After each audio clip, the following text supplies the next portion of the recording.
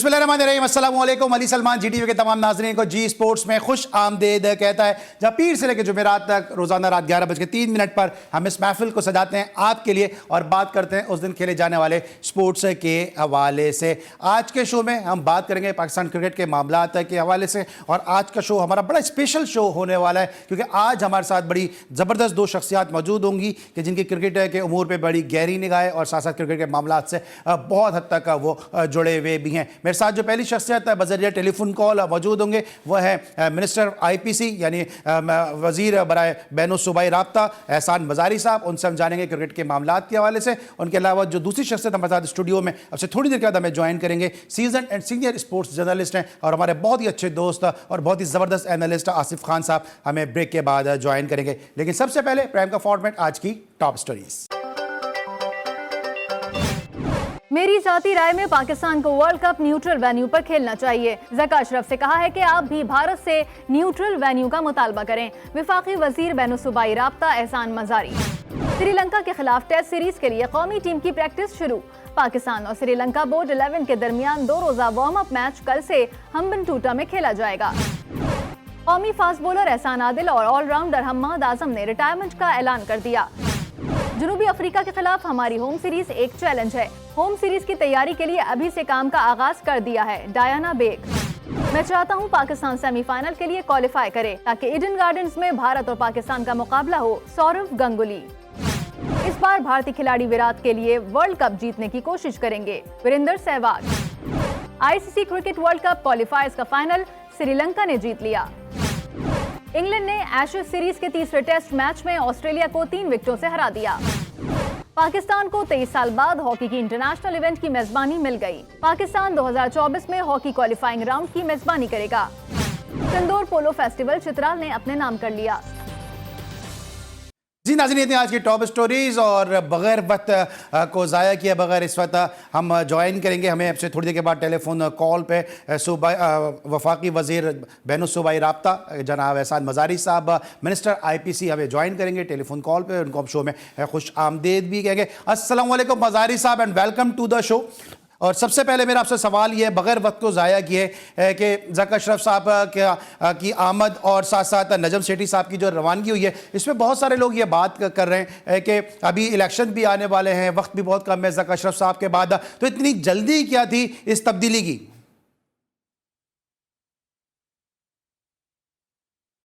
ज़का अशरफ साहब का जो मैटर था, आपको जैसे पता है कि बीच में पार्टी से अंडरस्टैंडिंग हुई थी, जो जिसके बाद जिस पार्टी जो रजिस्ट्री होगी उसका होगा।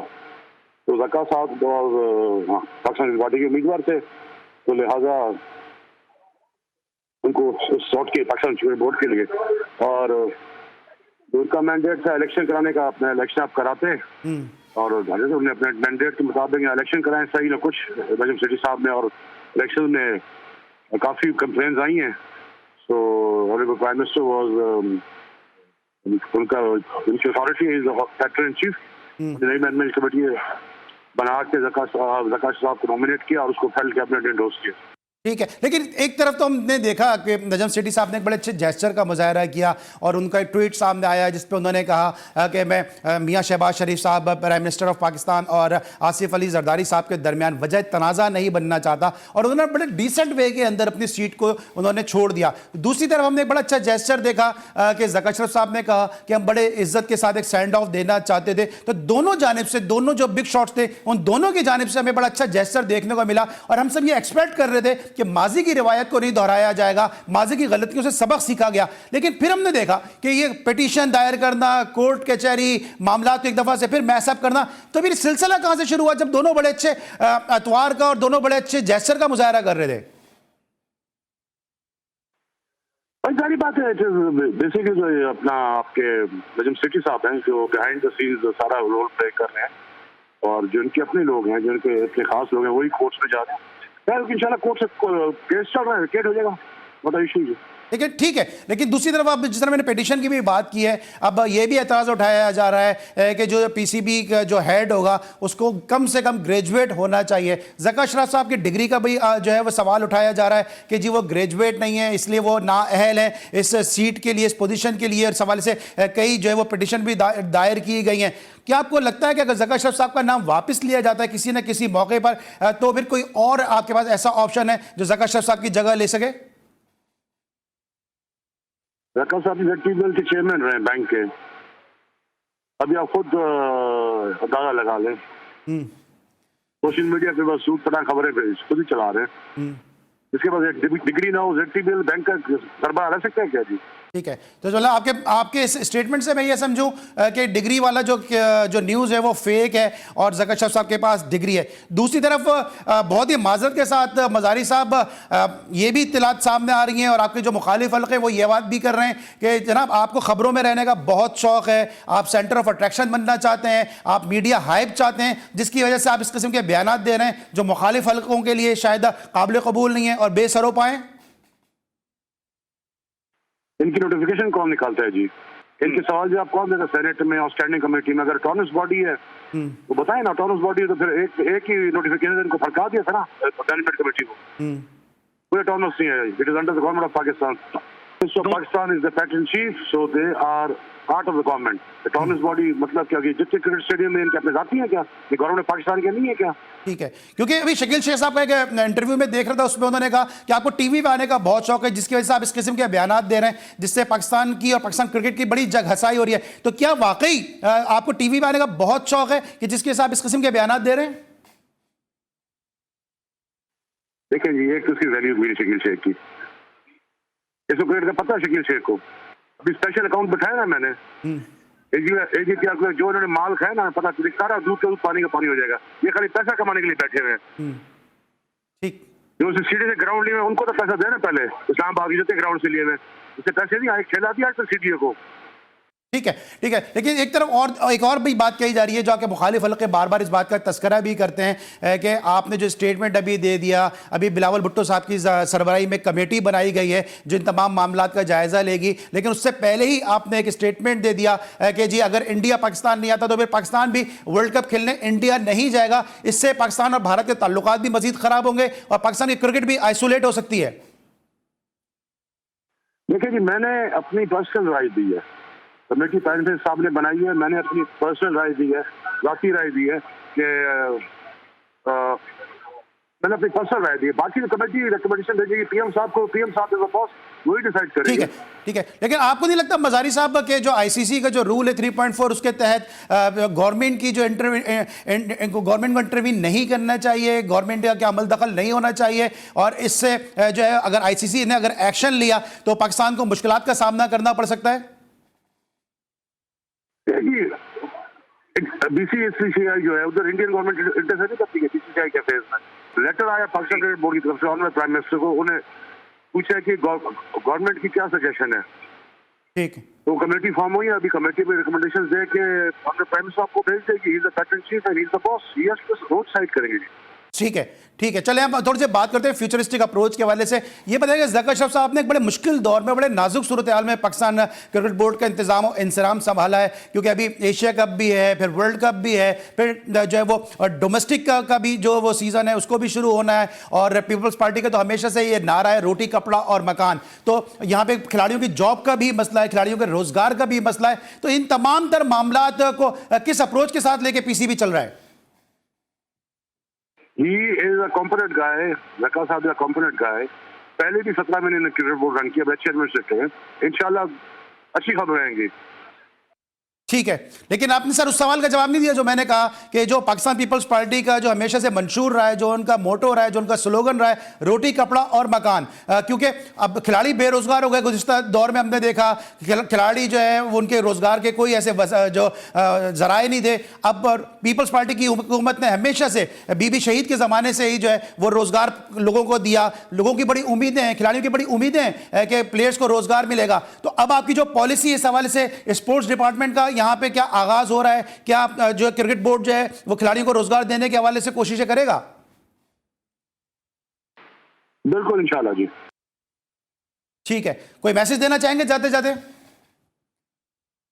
मैसेज यही है जी, इंशाल्लाह खबरें अच्छी होगी, नाम नहीं जाना हो, और पाकिस्तान क्रिकेट और बाकी स्पोर्ट्स के लिए जितने भी एथलीट्स हैं, क्रिकेट लवर जितने भी हैं, the things will be positive इंशाल्लाह। ठीक है, thank you so much for your valuable time. ये थे जनाब एहसान मज़ारी साहब, मिनिस्टर आईपीसी के, क्रिकेट बोर्ड के मामलात के हवाले से काफ़ी फाल भी हैं, काफ़ी वोकल भी हैं, और बड़ा कलीदी किरदार इस हवाले से जो रिजीम चेंज हुआ उसमें इन्होंने अदा भी किया। हमारी सहाफ़ती जिम्मेदारियाँ और सहाफ़ती इक़दार ये कहती हैं कि अगर हम एक पार्टी का मौक़िफ़ सामने रखें तो दूसरी पार्टी का मौक़िफ़ भी आपके सामने रखें। गुज़िश्ता 2-3 शोज़ से हम बड़ी कोशिश कर रहे हैं कि शकील शेख साहब को अपने शो में हम ऑनर लें, लेकिन शायद उनकी अपनी कोई मजबूरी होगी कि जिसकी वजह से वो हमारे शो में आ नहीं पा रहे हैं। यकीनी तौर पे अगले आने वाले शोज़ में हम उनका भी मौक़िफ़ लेकर सहाफ़ती इक़दार के तहत दोनों पार्टियों का मौक़िफ़ जी स्पोर्ट्स के जरिए आपके सामने रखेंगे। इस पर लेंगे हम एक ब्रेक, और जब ब्रेक के बाद वापस आएंगे तो हमारे साथ मौजूद होंगे senior and season sports journalist Asif Khan. उनसे हम पाकिस्तान क्रिकेट और अभी हालिया वो अमेरिका का बड़ा एक तवील दौरा कर आए, तो पाकिस्तान और अमेरिका के क्रिकेट के मामलात के हवाले से गुफ्तगू करेंगे, क्योंकि आपने हेडलाइन में देख ही लिया कि एहसान आदिल और हम्माद आज़म ने रिटायरमेंट ले ली और अमेरिका में लीग खेलने में वो इंटरेस्ट रखते हैं। तो पाकिस्तान क्रिकेट के बदलते बिगड़ते और दूसरे किस्म के हालात के हवाले से गुफ्तगू करेंगे आसिफ खान से। मिलते हैं छोटे से ब्रेक के बाद।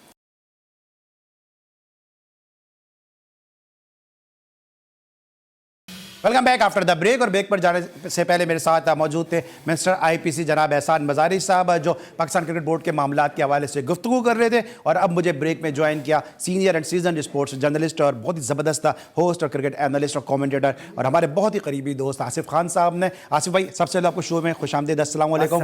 और अमेरिका यात्रा से अभी आप आए, आपका बहुत बहुत शुक्रिया कि अभी आपकी थकावट भी नहीं उतरी होगी, लेकिन आप जी स्पोर्ट्स की मोहब्बत में आपने हमें टाइम दिया। आपकी मोहब्बत है अली भाई, आपने मैसेज किया और हम आ गए। अच्छा आसिफ भाई, अभी आप अमेरिका से भी आए, मैं उस पर भी बात करूंगा, लेकिन साथ साथ अभी आप ने सुनी होगी कि एहसान मज़ारी साहब जो गुफ्तगू फरमा रहे थे, उन्होंने कहा कि एक जो ज़का अशरफ साहब की डिग्री का मामला है वो भी जो है वो अननेसेसरी तौर पे इस इशू को उठाया गया है, और अगर इंडिया पाकिस्तान नहीं आता तो उन्होंने ज़ाती हैसियत में स्टेटमेंट दिया था कि फिर हमें भी नहीं जाना चाहिए। इन दोनों बयान को बहुत ज़्यादा कंट्रोवर्शियल बनाया जा रहा है, आपने उनका मौक़िफ़ सुन लिया, इस हवाले से अगर आप कुछ कहना चाहें। देखिए, मैं समझता हूँ कि उनको क्रिकेट के अलावा भी दीगर खेलों की जो सूरत हाल है उस पर भी तवज्जो देनी चाहिए। एहसान मज़ारी साहब का सारा फोकस क्रिकेट पर है, हालांकि हॉकी में मसला है, हॉकी में अच्छी खबर भी आ जाए, लेकिन अभी तक उनके पुराने जो कोच थे इससे पहले उनको पैसे नहीं मिले, एक बात। दूसरा, Pakistan football team, women team Singapore जाना चाह रही थी, इसी महीने के आखिर के हफ्ते में वहाँ सिंगापुर टूर्नामेंट होगा एक, उसकी एनओसी नहीं मिली, हालांकि उन्होंने अप्लाई एनओसी के लिए काफ़ी अर्सा पहले कर दिया, तकरीबन महीना या उससे ऊपर वक्त था। तो दूसरे खेलों पर तवज्जो दीजिए, क्रिकेट इज़ अ लाइमलाइट में आने के लिए क्रिकेट से बेहतर कोई चीज़ नहीं है। तो ये इनके बारे में जो ख्याल किया लेकिन जाता आपको नहीं लगता कि अभी तक, क्योंकि जो नजल सेठी साहब का डिपार्चर था, अराइवल था ज़का अशरफ साहब का, तो ये एक तरजीहात में शामिल था, और ऐसा लगता था कि कहीं ना कहीं शायद कोई टसल या कोई रिफ्ट आ गई है, एक अना का मसला बन गया, जिसकी वजह से इस इशू को पहले इन्होंने रिजॉल्व किया। नहीं, इशूज़ तो बहुत सारे पहले चल रहे हैं ना, हॉकी वाला मसला पहले से चल रहा है, फुटबॉल का मसला भी कमोवेश साथ ही आया है। और नजम सेठी साहब ने जो जिस अंदाज से नजम सेठी साहब गए हैं, या तो वो इससे बड़े ओहदे पर जा रहे हैं या फिर उन्होंने तस्लीम कर लिया है कि शायद उनसे कोई गलती हुई है, और बड़ा ओहदा जो मैंने सुना है शायद एम्बेसडर कहीं के लग जाए वो। ये बातें हो रही हैं, ये बातें सुनने में आ रही हैं, लेकिन मेरा वही सवाल है कि अगर आप आईपीसी मिनिस्टर हैं तो आपके अंडर तमाम ही खेल आते हैं, तमाम खेलों की जो सूरत हाल है इस वक्त। अभी मैं अब बात करूं, जुडिशु की टीम गई है एबटाबाद, सारे बच्चे अपने खर्चे पे गए, कोई एसोसिएशन ने उनको पैसा नहीं दिया, कोई उनको कुछ नहीं दिया। इससे पहले भी वो जाते रहे और अपने खर्चे पे जाते रहे। कि जुडिशु का हाल है यही, ताइक्वांडो का हाल है यही, आपके स्पोर्ट्स बोर्ड का हाल है। स्पोर्ट्स बोर्ड जो कराची वाला है उसका हाल तो देखे जाके, वहाँ फ़ीस बढ़ा दी, 5,000 रुपया देना होगा सालाना फ़ीस में, और 1,000 रुपया उनकी कर दी महीना जो उनकी फ़ीस होती है। तो बहुत सारे मसाइल हैं, सिर्फ क्रिकेट ही नहीं है, लेकिन क्रिकेट सही बात है कि लाइमलाइट में आने का सबसे छोटा जरिया। अच्छा, इस स्टेटमेंट में आप किस तरह देखते हैं कि अगर इंडिया पाकिस्तान नहीं आ रहा तो फिर पाकिस्तान को भी नहीं जाना चाहिए, क्योंकि कहीं ना कहीं कभी ना कभी किसी न किसी ने तो ये लाइन ड्रॉ करनी है ना, कि आप जब हम 14 अगस्त को ये बात बड़े अकीदत से कहते हैं, जोश और खरोश के साथ ये बात कहते हैं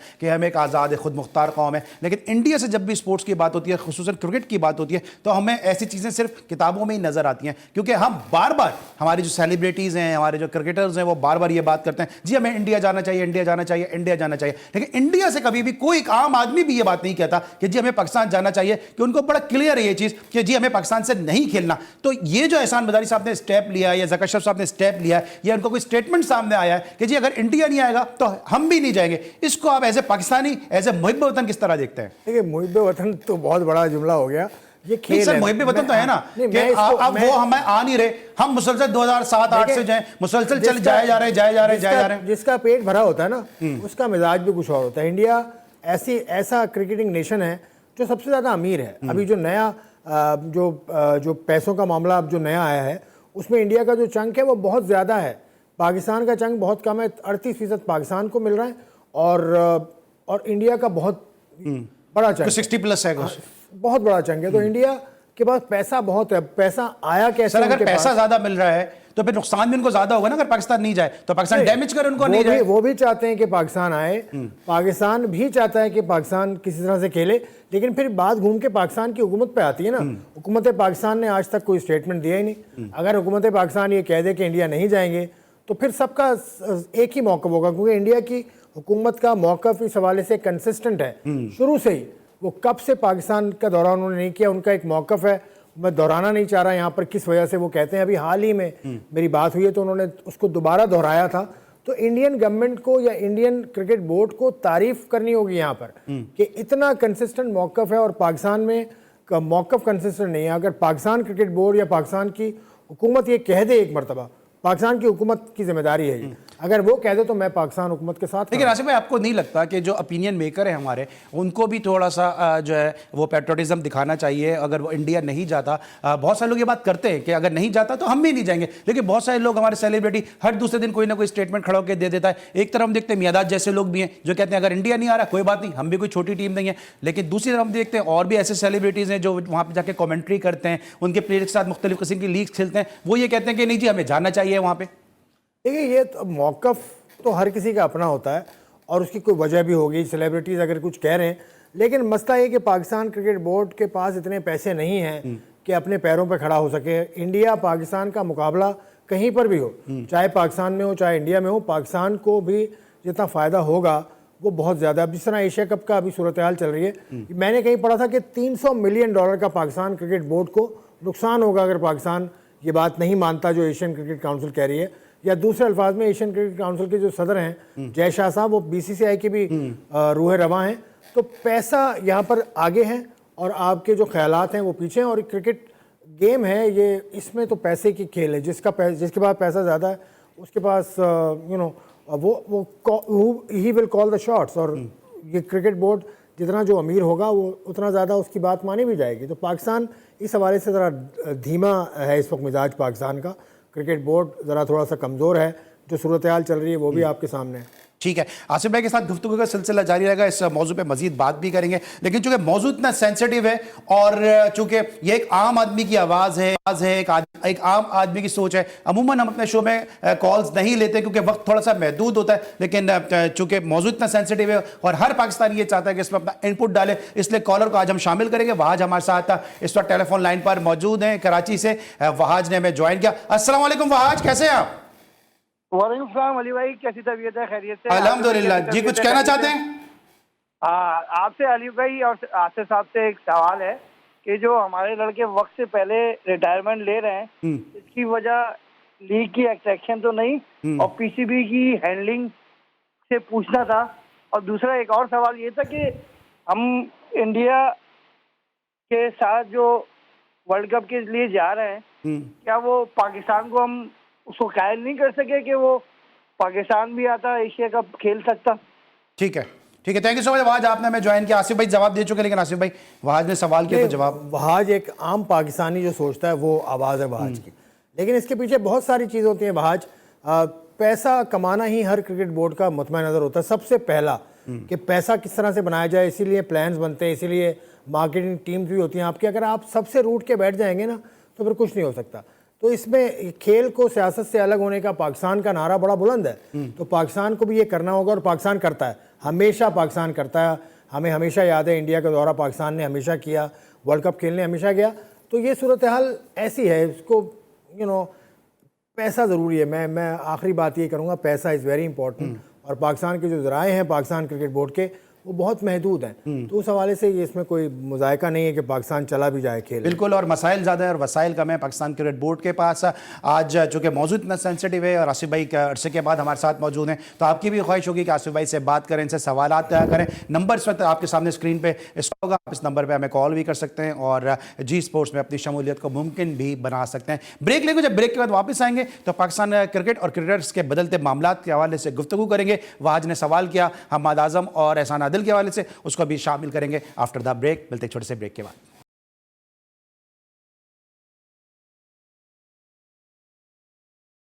welcome back after the break. और ब्रेक पर जाने से पहले वहाज हमारे साथ मौजूद थे। हम बात करते हैं पाकिस्तान क्रिकेट के मामलात के हवाले से। आसिफ खान अभी अमेरिका से होकर आए हैं। आसिफ, सबसे पहले तो ये बताइए कि अब ये इत्तलात सामने आ रही है कि पाकिस्तान के बहुत सारे क्रिकेटर्स जो है वो यूएसए जा रहे हैं। यूएसए में कई मेजर लीग्स का आगाज़ हो रहा है। अभी एहसान आदिल और हम्माद आजम ने भी रिटायरमेंट लिया, तो वहाँ भी आपके बहुत सारे प्लेयर से मुलाकात हुई होगी। सोच क्या है वहाँ पर? क्या वाकई ऐसी सोच है कि पाकिस्तान के क्रिकेट से मायूस हो के लोग और प्लेयर जो है अमेरिका जा रहे हैं? देखिए, पाकिस्तान क्रिकेट में इस वक्त मायूसी फैली हुई है, ख़ास तौर से नीचे जो लेवल है।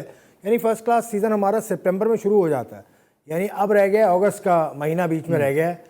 अगस्त के बाद सितंबर है, अभी तक किसी को नहीं पता कि क्या होगा, कौन सा सिस्टम होगा, वो सारी चीज़ें गैर यकीनी सूरत हाल है। इसको देखते हुए बहुत सारे लड़के, अगर आप मुझे कहेंगे तो मैं नाम भी ले दूँगा, मतलब टॉप ले सकते हैं नाम, आप मिलकर आए। मतलब हम्माद आजम, जिनका भी आपने नाम सुना, एहसान आदिल, मोहम्मद मोहसिन, सैफ बदर, रमीज़ राजा जूनियर, उसके अलावा और भी लड़के, कुछ हमारे टेस्ट प्लेयर भी वहाँ पर आए वैज़िया वगैरह भी नाम सुनने में वैज़िया मुझे नज़र नहीं आए।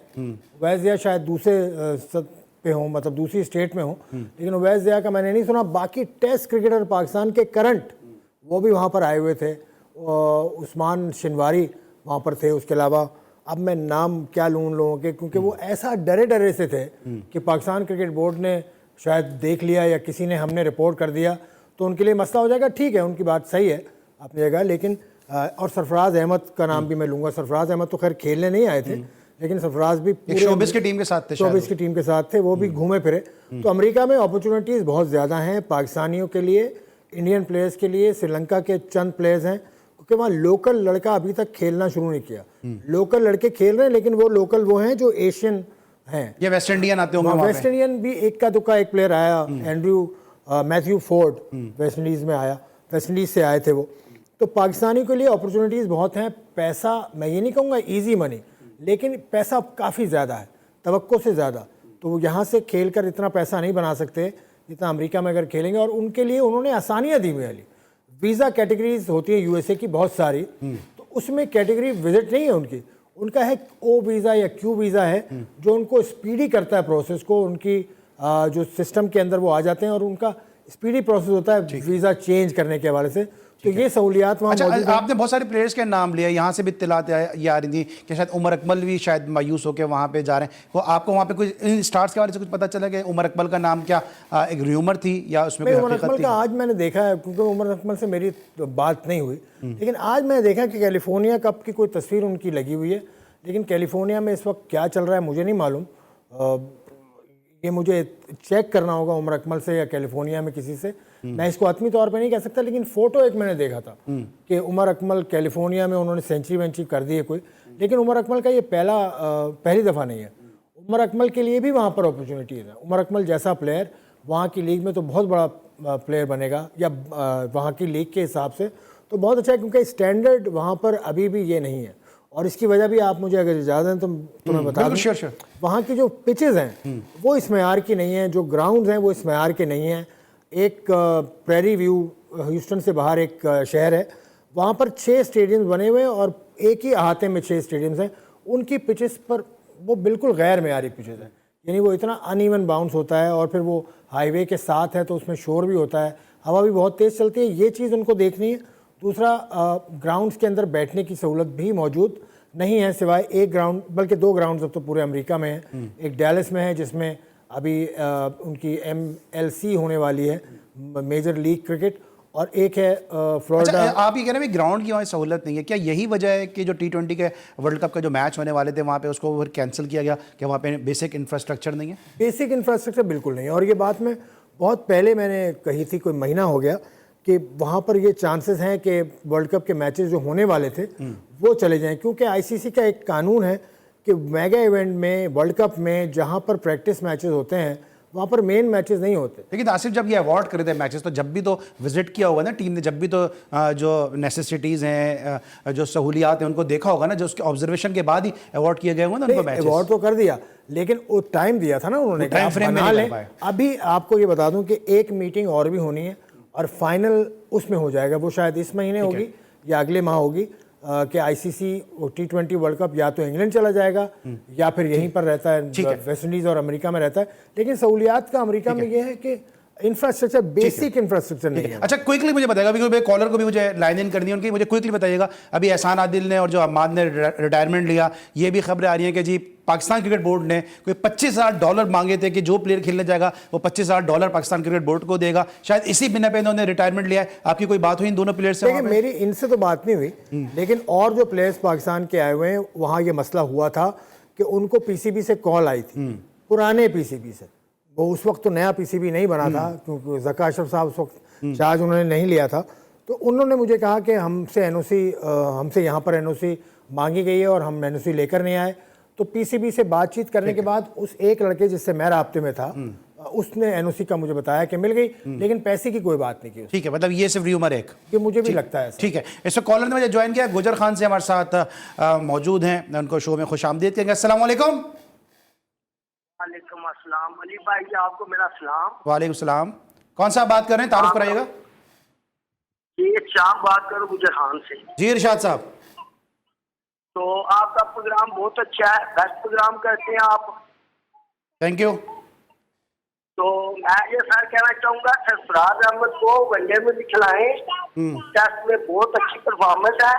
हमें सीनियर प्लेयर चाहिए जो मिडल ऑर्डर में अगर खुदा नाश्ता किसी वक्त विकेट गिर जाए, आज ये पूरी टीम को चलाए, और जिस तरह चैंपियन 83 में श्रीलंका के खिलाफ आमर के साथ इनिंग खेला था, उस तरह अगर किसी वक्त हमें जरूरत हो हमारी टीम को लेकर चले। ठीक है इरशाद साहब, ये अभी ताज़ा जो है सरफराज से मिलकर भी हैं, इन्होंने इंटरव्यू भी कंडक्ट किया वहाँ पे सरफराज का। आपकी सरफराज से कोई बात हुई होगी, अभी इन्होंने कहा कि टेस्ट में सरफराज को खिलाएं, और अभी एक प्रेस कॉन्फ्रेंस में भी बाबर ने कहा कि सरफराज ही फर्स्ट चॉइस विकेट कीपर होंगे और अगर जगह बनी तो रिजवान एज ए बैट्समैन खेलेंगे। आसिफ भाई क्या कहेंगे? सरफराज से मैंने ये पूछा था कि किसी एक फॉर्मेट तक अपने आप को महदूद करना चाहते हैं, तो उसने ये कहा था कि मैं क्रिकेटर हूँ और मैं फिटनेस अपनी बरकरार रख के तमाम ही फॉर्मेट जो उसकी तरफ आता है, जो उसको मौका मिलता है वो खेलेंगे। सरफराज अहमद बहुत ज़्यादा बात उनके बारे में हो रही है, लेकिन मैंने उनको बहुत फिट देखा, मतलब he is fit, he is focused, और वो खेलना चाहते हैं। अच्छा, ये अब वर्ल्ड कप इंडिया में हो रहा है, आप अब एक सीनियर स्पोर्ट्स जर्नलिस्ट हैं, आपको लगता है कि अब पिछला जो शायद सिलेक्शन कमेटी थी जो हारून रशीद साहब की सरबराही में काम कर रही थी, वो शायद सरफराज को फोकस नहीं कर रही थी, अब रिजीम चेंज हुआ है, सिलेक्शन कमेटी भी यकीनी तौर पर नहीं आएगी, तो क्या सरफराज की जानिब निगाहें हो सकती हैं? देखिए, सरफराज जितना एक्सपीरियंस है उसके पास, तो वर्ल्ड कप के अंदर तो सरफराज अगर नहीं खेलते, 11 में नहीं है,